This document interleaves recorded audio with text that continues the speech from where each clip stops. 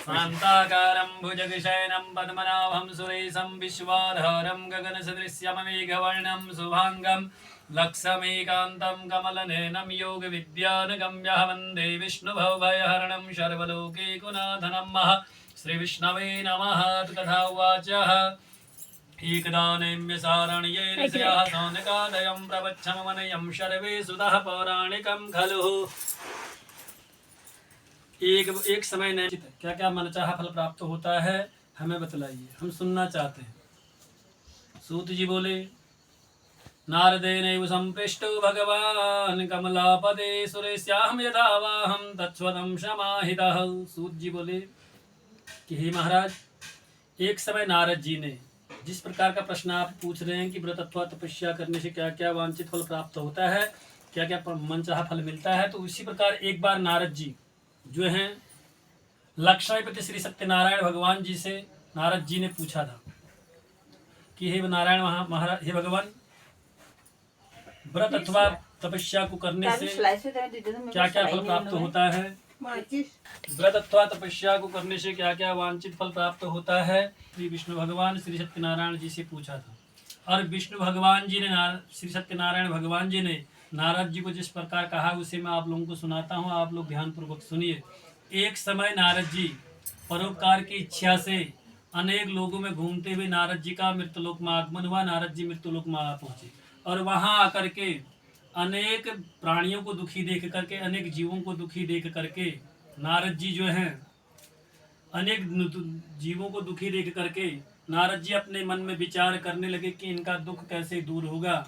ऐसा नारद जी अपने मन में विचार करते हुए नारद जी जो है विष्णु लोक को गए और विष्णु लोक में जाकर के तत्र नारायणं देवं शुक्लवर्णं चतुर्भुजं शंख चक्र गदा पद्मं वनमाला विभूषितम्। और नारद जी जब विष्णु लोक को गए तो वहाँ श्वेत वर्ण वाले 4 भुजाओं वाले श्री सत्यनारायण भगवान जी को देख करके नारद जी जो हैं, जिनके हाथों में शंख चक्र गदा और पद्म धारण किए हुए हैं, जिनके गले में वनमाला पहने हुए हैं, ऐसे नारद जी ने नारायण भगवान जी को देख करके उनकी स्तुति करने लगे नारद जी। और नारद जी कहने लगे कि हे भगवान, आपका आद्य मध्य अंत नहीं है, आप निगुण हैं, सभी चराचर के आप आद्य करता है, सृष्टि करता है, भक्तों के कष्टों को दूर करने वाले हैं। हे भगवान, मेरा आपको प्रणाम हो। ऐसा नारद जी श्री सत्यनारायण भगवान जी को प्रणाम करने लगे। आप भक्तों के कष्टों को दूर करने वाले हैं, हे भगवान, मेरा आपको प्रणाम हो, मेरा आपको नमस्कार हो। ऐसा नारद जी विष्णु भगवान जी को कहने लगे।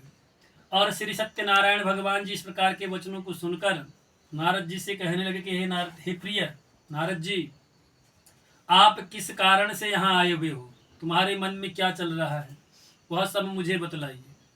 और नारद जी बोले कि हे भगवान, मृत्यु लोक में सभी प्राणी, सभी मनुष्य अनेक दुखियों से दुखी होकर के, अनेक व्याधियों से दुखी होकर के जिस प्रकार आग में मक्का पकाया जाता है, उसी प्रकार का दंड इस पृथ्वी पर मनुष्यों को, जीवों को मिल रहा है। हे भगवान, कैसे दूर हो, मुझे कोई एक छोटा सा उपाय, इनका दुख कैसे दूर हो, मुझे कोई एक उपाय बतलाइए। तो नारद जी, भगवान सत्यनारायण जी ने कहा कि हे पुत्र नारद जी, आपने संसार के हित के अनुसार एक उत्तम प्रश्न को पूछा है, जिसको करके सभी प्राणियों का दुख जो है दूर हो सकता है। वैसा मैं आपको एक उपाय बतलाता हूँ। जो भी मनुष्य श्रद्धा से युक्त होकर के, संलग्नित होकर के भगवान श्री सत्यनारायण जी का पूजन को करेंगे, उनकी कथा को सुनेंगे, उन सभी प्राणियों का दुख जो है दूर हो सकता है। ऐसा कह करके तो नारद जी ने कहा कि भगवान, व्रत तो आपने बताया, उनका विधान भी आप बताएं कि कैसे इसको करना चाहिए, इसका विधान क्या है। किम फलम किम विधानम च कृतकेनम तद्व्रतम तत्सर्वं विस्तरादं ब्रूहि कदा कार्यहि तद्व्रतम।